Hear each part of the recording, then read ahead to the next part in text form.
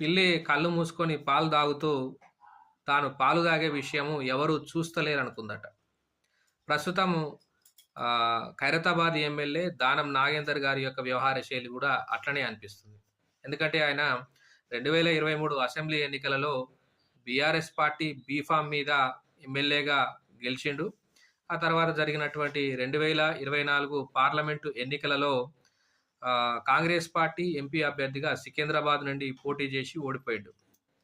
అయితే ఈయన పైన కొద్దిమంది బీఆర్ఎస్ పార్టీ ఎమ్మెల్యేలు పార్టీ ఫిరాయింపుల చట్టం కింద స్పీకర్కు కంప్లైంట్ చేస్తే ఇప్పుడు ఆయన మాట్లాడే విషయం ఏంటంటే, నేను ఇంకా బీఆర్ఎస్ పార్టీలోనే ఉన్నాను, బీఆర్ఎస్ పార్టీ సభ్యత్వానికి కూడా నేను రాజీనామా చేయలేదు, ఆ పార్టీ నా పైన బహిష్కరణ కానీ సస్పెన్షన్ కానీ అట్లాంటి ఏమి చర్యలు తీసుకోలేదు, ఎవరైతే కంప్లైంట్ చేశారో యాంటీ డిఫెక్షన్ లా కింద అది కేవలం దుష్ప్రచారం మాత్రమే, కల్పితం మాత్రమే అని చెప్పేసి స్పీకర్కు వివరణ ఇవ్వడం జరిగింది.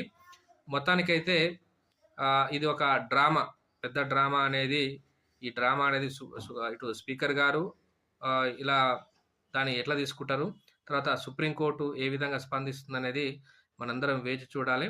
ప్రజాస్వామ్యంని పట్టపగలు హత్య చేయడం అనే విషయాన్ని మనం వినే ఉంటాం, కానీ ఇది ఒక ఉదాహరణ.